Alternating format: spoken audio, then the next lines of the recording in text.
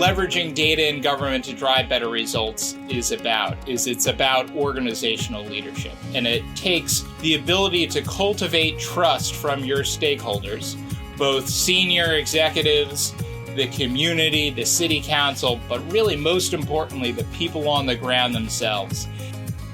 From Tyler Technologies, it's the Tyler Tech Podcast, where we talk about issues facing communities today and do so in a way that's both interesting and informational. I'm your host, Jeff Harrell. I'm the Director of Content Marketing here at Tyler Technologies. The problem that we're looking at today is data. Data can be overwhelming. There's data everywhere, it seems. How do you make sense of it?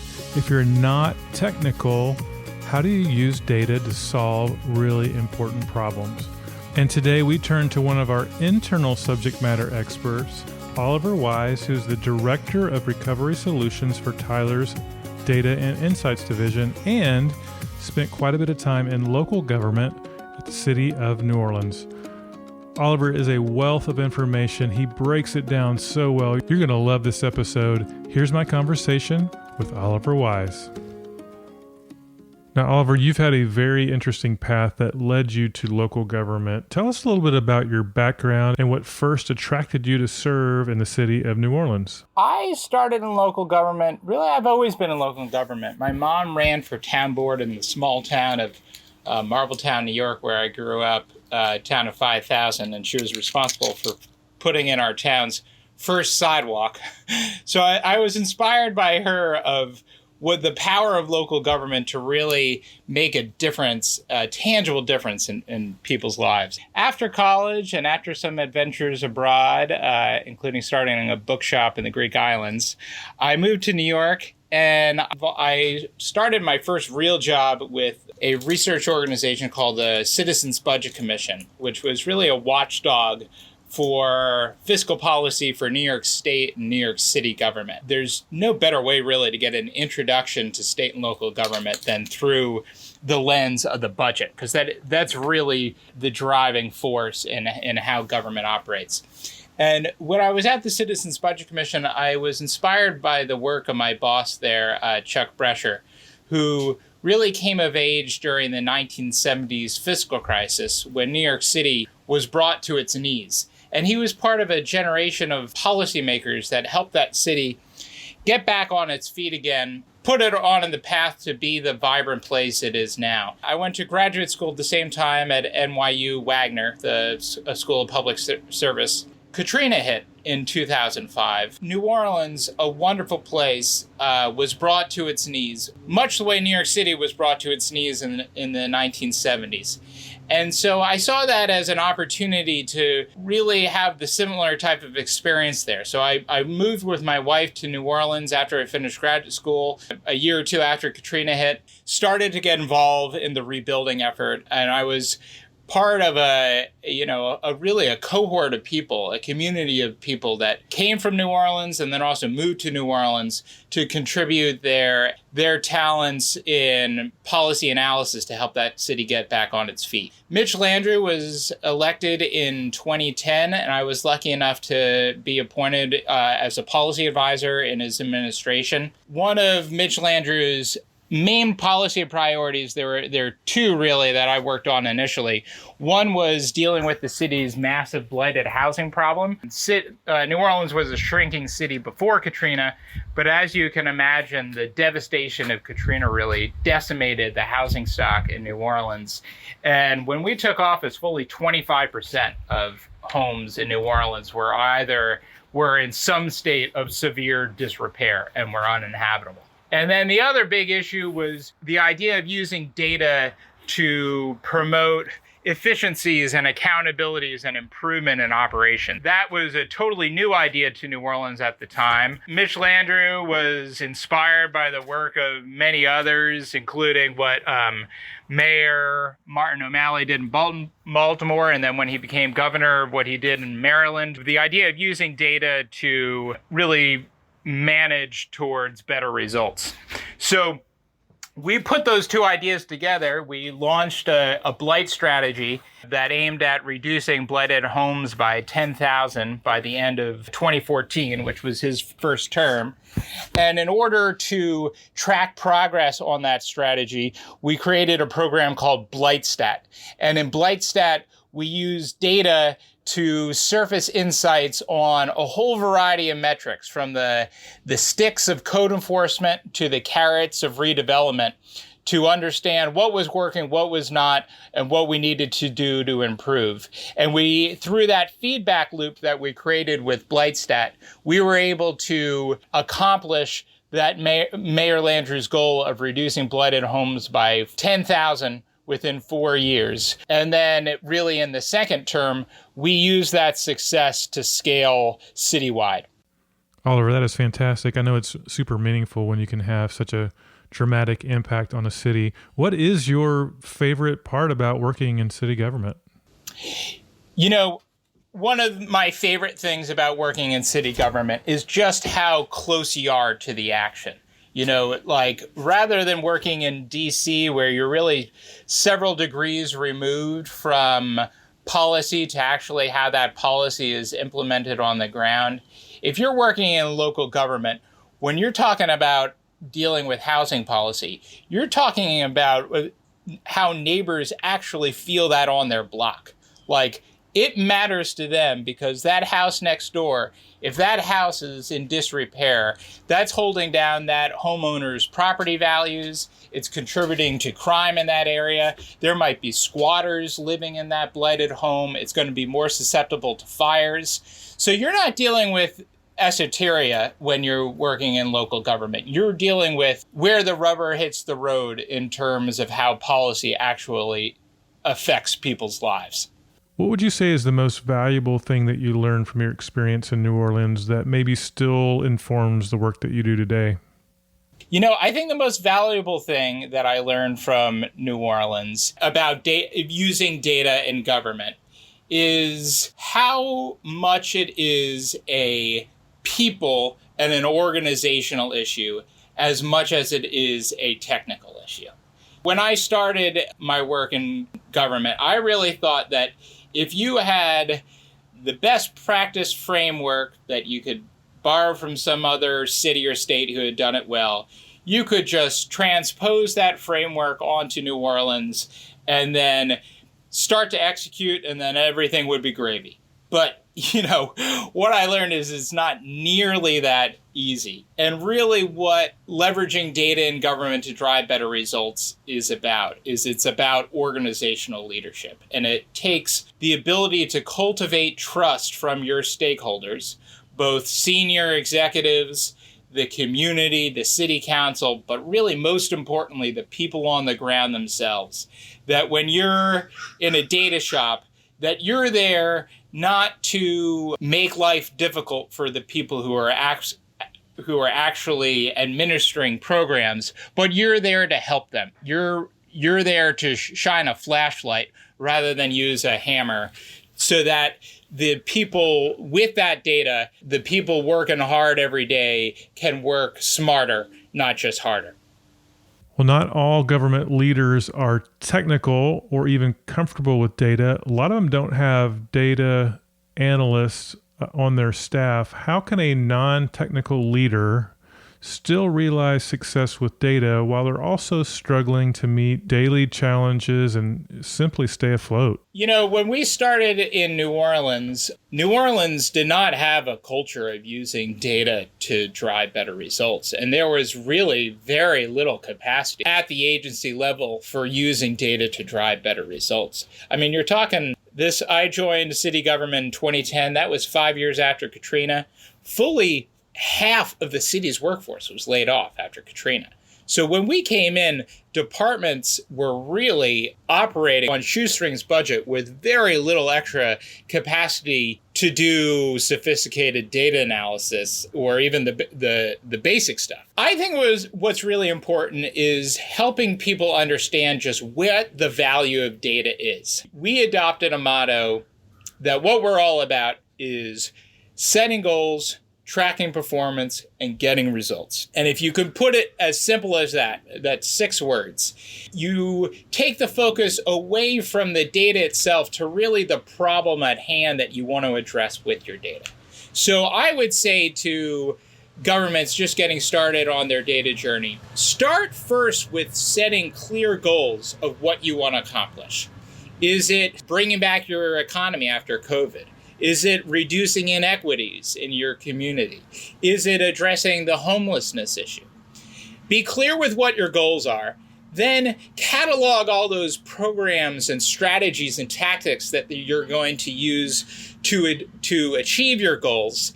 And then only at that point, start to surface the data that you're going to need to answer very specific questions on how you're going to track progress towards those goals. If you start in that very targeted way, rather than with a data catalog, for instance, if you start in a targeted way, you can focus your efforts to prioritize on surfacing that data that really, really matters, and that's going to drive better results in the here and now.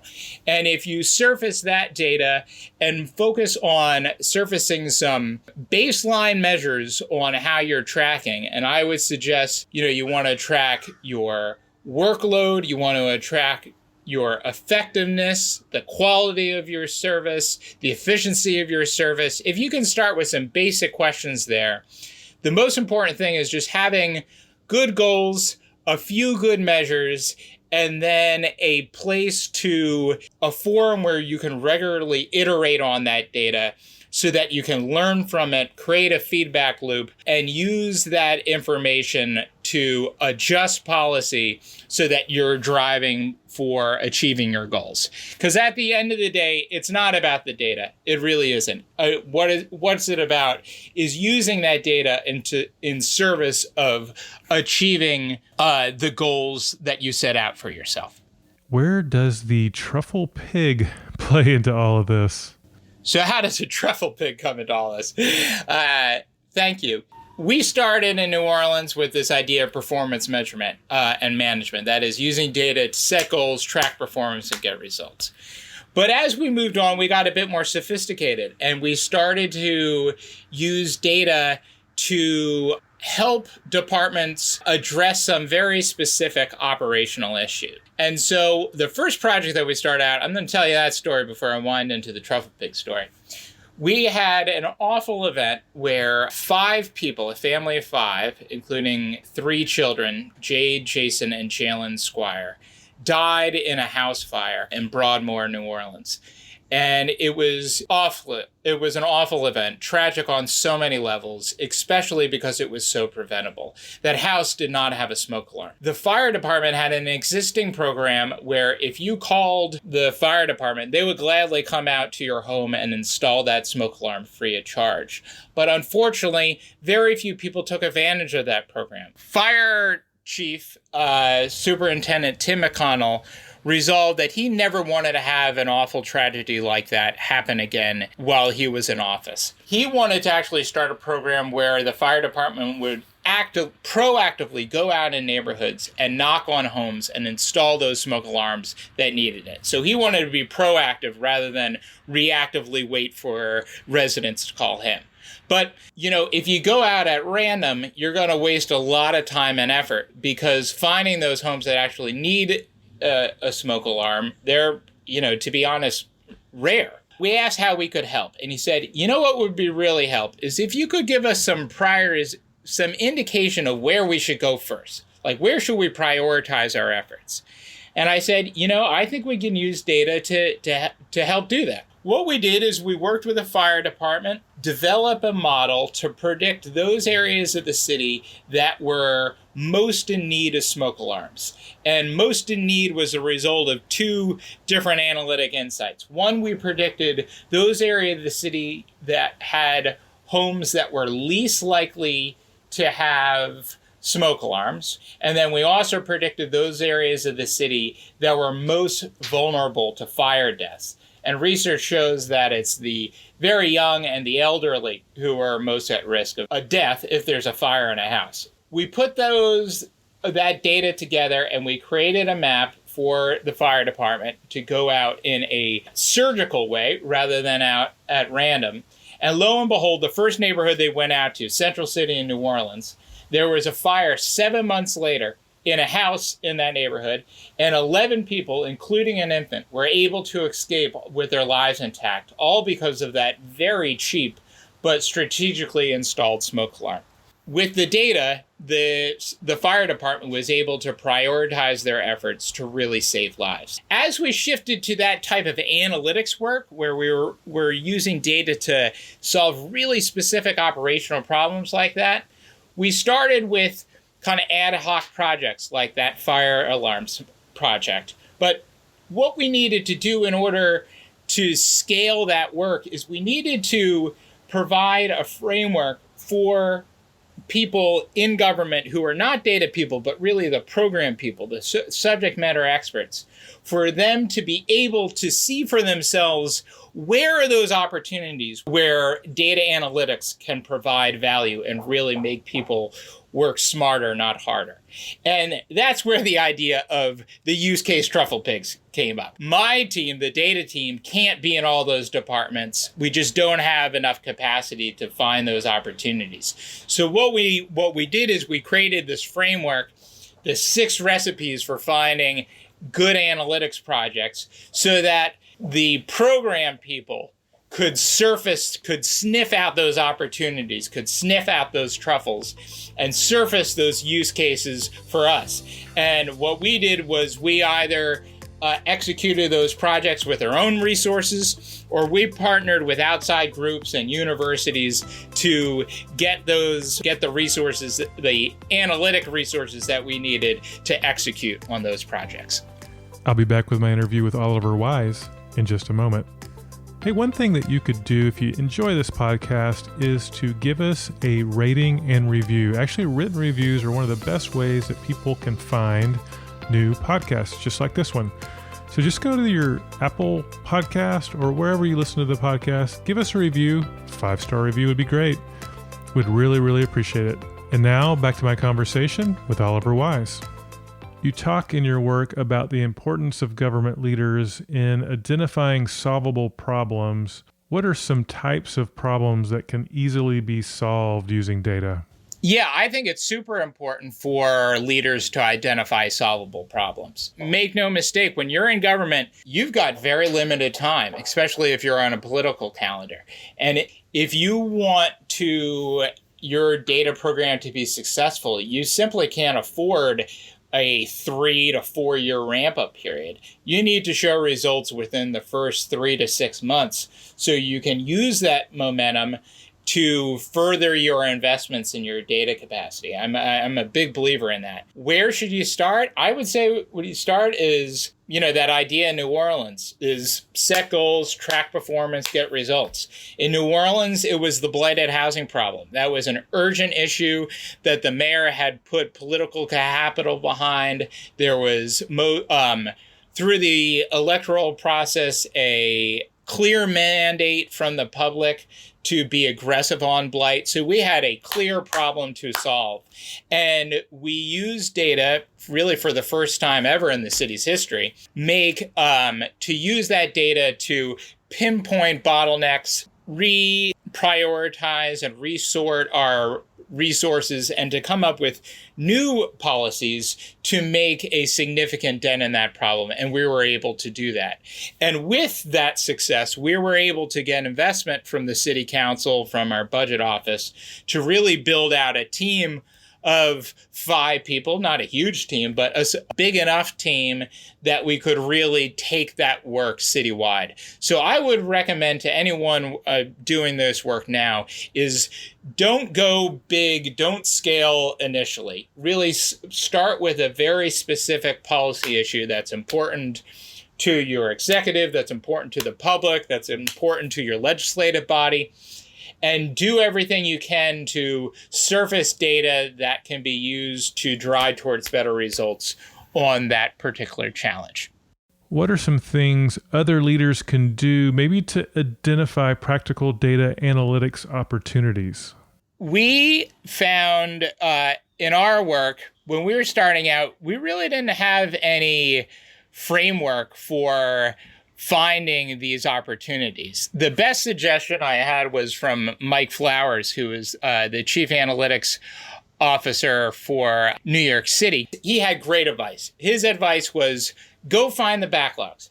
If you can find the operational backlogs, 9 times out of 10, there's some legacy way that the department is going through that backlog. Probably some arbitrary way like first in, first out, right? So if you need a service, you take a ticket and you get in the back of the line. One big opportunity for data is to help assess that backlog and triage that backlog so that you are using your finite amount of resources to address the most important problem first. You know, the work that we did in New Orleans around smoke alarms was kind of like that. We also did a project in New Orleans where we had a huge backlog of traffic sign requests, installation requests that came in 311. And there is no way our public works department could ever make it through that backlog. So what we did is we used data to identify hotspots in terms of traffic collisions, to prioritize how our public works department would assess whether a 311 request for traffic signs was actually warranted. So rather than go through that backlog first in, first out, which would take forever, we resorted that backlog and prioritized our efforts on those intersections that were actually the most dangerous and where traffic signs can make the most impact. So I'd say, first, look for your backlogs and find opportunities there to triage that backlog for better results. Other opportunities are try to find problems where you can find the needle in the haystack. That's kind of like what we do with the smoke alarms, right? Data can help you identify where those needles are most likely to be. And instead of going out at random finding those needles, or in the case of the smoke alarms, those homes that actually needed smoke alarms, use data to prioritize your efforts in those areas where those needles are most likely to be. I know you're also involved in leading a virtual COVID-19 peer working group in which local leaders come together, they share ideas and successes. Tell us a little bit about this group and the value that you've seen and of peer communities of practice in general. I'm really blessed to be co-chairing with my colleague Justin Bruce, who's great. He was the data analytics director in Jackson, Mississippi, while I was also in New Orleans. We're co-chairing the Tyler Technologies COVID-19 peer working group. What that is basically a monthly meeting where data principals in local, county, and state governments in our customer base are getting together to share ideas, experiences, and really have some group therapy of how data can be used to address all the multifaceted issues that come with COVID-19 response and recovery. And it's really been a fascinating, very productive group who are in real time sharing their experiences on how they're using data to help their governments address this enormous, enormous challenge. And, you know, we've had presentations that really have run the gamut. We've had presentations from Pierce County, from Julie DeMuth in Pierce County, Washington, on how they're using data to help policymakers decide to reopen various sectors of their economy. We also had a great presentation recently on how governments, especially the state of Iowa and Ramsey County, are using data to drive accountability and transparency on how federal CARES Act funds are being spent to help that local government respond to the COVID-19 crisis. You know, equity is a huge issue in COVID-19. There's definitely disparate impacts on how the pandemic has affected populations, both in terms of the public health implications and also the economic implications of the pandemic. Chattanooga had a great presentation on how they're using data to drive equity in how they address the COVID-19 pandemic. So it's really been a fascinating discussion, and people are really learning from each other in real time. Going back to that CARES Act work that we talked about, Iowa had really pioneered a great application of our Socrata solutions, surface data and make that data shareable on how CARES Act monies were being spent, had a really great way of sharing that data and those insights with the public and with the legislature.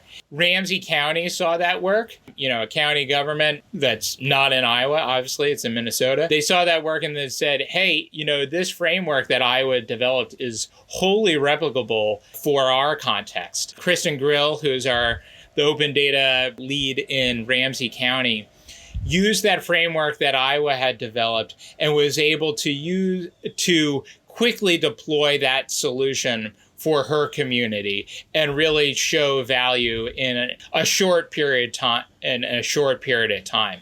And that's what we hope to accomplish through this group. It was great that we were able to do it through CARES Act reporting.